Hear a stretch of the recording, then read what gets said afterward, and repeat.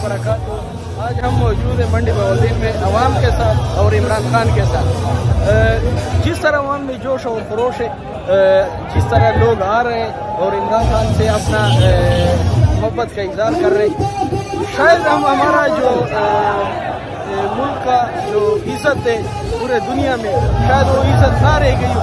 किस बुनियाद पे इमरान खान को निकाला गया ये समझ नहीं आ रही।